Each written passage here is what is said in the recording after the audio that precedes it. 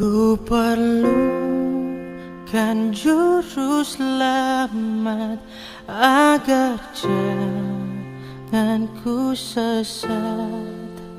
Selalu harus ku rasakan bahwa Tuhanku dekat, maka jiwaku tenang, takkan takut dan enggan bila Tuhanku membimbingku di malam pun tentram. Shalom, selamat pagi, salam sehat bagi kita sekalian. Marilah kita awali ibadah kita dalam doa. Terpujilah Engkau Bapa yang membangunkan kami di pagi yang indah ini. Terpujilah Engkau karena Engkau berkenan untuk menyapa kami melalui firman-Mu, agar kami mampu mengetahui apa yang harus kami lakukan dalam satu hari ini. Berfirmanlah Engkau, kami telah siap mendengarkan. Amin. Saudara-saudari jemaat yang dikasihi Yesus Kristus, firman Tuhan menyapa kita pada hari ini tertulis dalam kitab Yesaya pasal 45 ayat 13.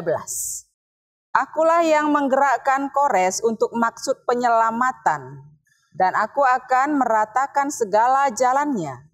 Dialah yang akan membangun kotaku dan yang akan melepaskan orang-orangku yang ada dalam pembuangan, tanpa bayaran dan tanpa suap. Firman Tuhan semesta alam. Demikian pembacaan firman.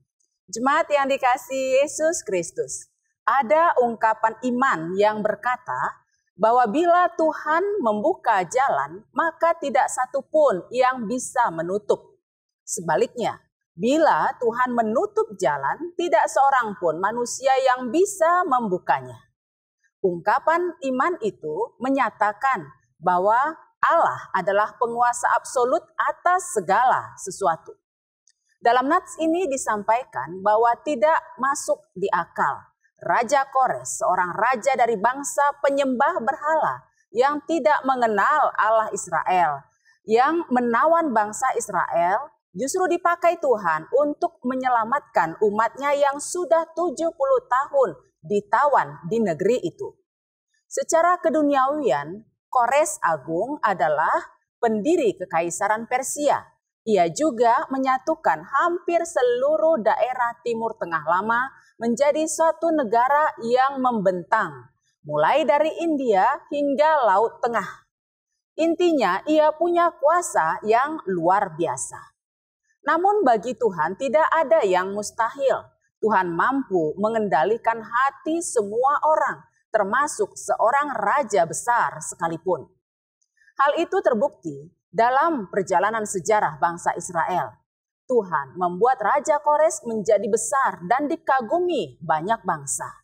Tuhan sendiri yang memanggil, mengurapi, dan memimpin Kores untuk menaklukkan kerajaan-kerajaan besar di zamannya. Pada Yesaya 45 ayat 1 dikatakan, "Beginilah firman Tuhan, inilah firmanku kepada orang yang kuurapi, kepada Kores yang tangan kanannya kupegang, supaya aku menundukkan bangsa-bangsa di depannya dan melucuti raja-raja, supaya aku membuka pintu-pintu di depannya dan supaya pintu-pintu gerbang tidak tinggal tertutup." Hal ini menunjukkan bahwa Tuhan berdaulat dan berkuasa untuk memakai siapa saja, sebab Ia berkuasa atas terang dan gelap, atas kemujuran dan malapetaka, dan atas seluruh alam semesta ini. Selanjutnya penguasa besar itu dipakai Tuhan untuk menyelamatkan umat pilihannya. Raja Kores mengizinkan para tawanan untuk keluar dari negerinya dan menjadi bangsa yang merdeka. Bahkan mereka diizinkan membangun kembali bait suci di Yerusalem. Demikianlah kita saat ini diingatkan. Yang pertama, bila kita melihat negara kita dalam perjuangan berat menghadapi masalah, khususnya menghadapi masalah pandemi COVID, maka sebagaimana Tuhan berkuasa untuk menyelamatkan umat Israel dari pembuangan, Tuhan juga pasti mampu menyelamatkan negara kita dari virus corona yang masih menjadi momok hingga saat ini. Kedua, bila kita menghadapi persoalan pribadi, lepas pribadi, yakinlah bahwa Tuhan tidak hanya peduli dengan masalah-masalah yang besar saja. Masalah yang kecil dan yang tersembunyi di hati kita, Tuhan juga peduli dan bersedia memberi solusi. Sebab sebagaimana dikatakan dalam kitab Yesaya 59 ayat 1 sampai 2. Sesungguhnya tangan Tuhan tidak kurang panjang untuk menyelamatkan dan pendengarannya tidak kurang tajam untuk mendengar. Tetapi yang merupakan pemisah antara kamu dan Allahmu ialah segala kejahatanmu. Dan yang membuat dia menyembunyikan diri terhadap kamu sehingga ia tidak mendengar ialah segala dosamu. Maka marilah kiranya masing-masing kita bersedia untuk memperbaiki diri agar pergumulan kita dan pergumulan bangsa ini bisa segera mendapat solusi. Jemaat yang dikasihi Yesus Kristus, marilah kita tetap mendoakan kondisi negara kita agar Tuhan memberikan hikmat bagi pemimpin negeri ini mulai dari pemimpin tertinggi dan terendah. Begitu juga seluruh jajaran dan mitra kerjanya, agar dalam menjalankan wewenangnya, pemerintah dan orang-orang yang punya kuasa diberikan Tuhan hikmat dan kebijaksanaan. Begitu juga halnya dengan pergumulan kita masing-masing. Hiduplah di dalam kehendak Tuhan, agar mata hati kita peka, melihat jalan yang Tuhan berikan untuk menuntun kita keluar dari permasalahan kita.